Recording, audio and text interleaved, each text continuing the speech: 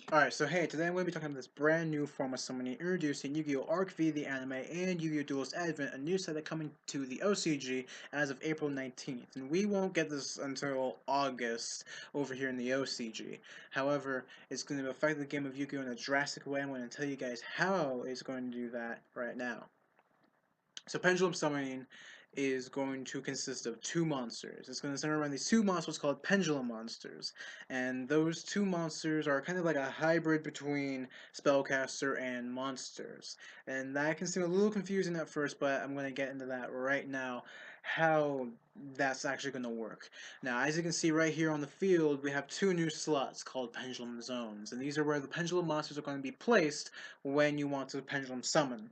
So how do you actually summon the monsters from your extra deck or your hand to the field and use these pendulum monsters? Well, that's really quite simple, because pendulum monsters have this pendulum scale, and as you can see on these two cards, they have different scales, and they only have one number represented in the pendulum scale themselves.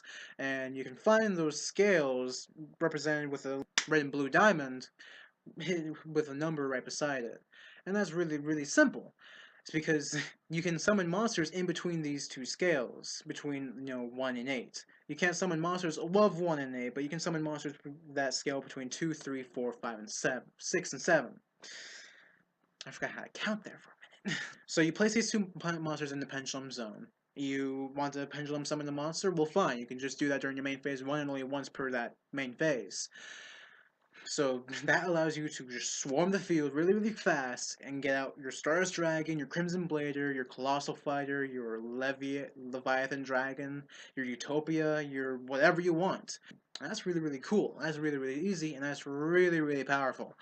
What really hinders Pendulum Summoning and Pendulum Monsters themselves is that they're really kind of easy to stop. It's kind of simple, and those mechanics are already in the game. I mean, Solemn Warning can just destroy all the monsters you just summoned with that one Pendulum Summoning. That's really, really strong, because you can't Pendulum Summon ever again that turn. What also stops Pendulum Monsters is Mystical Space Typhoon, or can just target a single card in the field. That's really cool, and that's really, really powerful as well, and that really hinders the cards themselves, because you summon your Pendulum Monster and it's Mystical Space Typhoon. You have both your Pendulum Monsters on the field, but you can't Pendulum Summon that turn, that's fine, just wait the next turn, you get that one card you really, really need. I'm sorry, Terra Mist is going to bounce your cards back to your hand, and you really can't do that until next turn. Or hey, Raigeki Break, hey, Heavy Storm, if that ever comes back. And it's just really, really, really, really powerful and really hindering themselves. So, but like really, what deck is not going to get a lot of power from this? What deck is really not going to get this massive power boost from having these really, really generic monsters even, just helping them out all over the place? Well, as we're going to get into right now, we're going to see that a lot of decks and a lot of generic decks with a lot of generic typings can really have a big help and really big power boost from Pendulum Summoning. So, we now know what Pendulum Summoning is, but not every deck's going to be able to use them to their fullest. Here's a couple of decks I'm thinking that could possibly use them a lot better than other decks. The first one that comes to mind is Fire Fists. Fire Fists are Warrior Beast type archetype. They're pretty amazing. They're one of the meta decks today. And I think they could get a lot more boost from them if they come out with Warrior Beasts pendulums. But the question is, why would these be good with pendulums? Well, to use pendulums right, you need to have an archetype that can protect them or help get them out. It's a Warrior Beast archetype, yes, but it doesn't protect that archetype. It works with all Warrior Beast type monsters. Like, the best for the deck, Fire Formation, Tenki, Fire Formation, Tensu.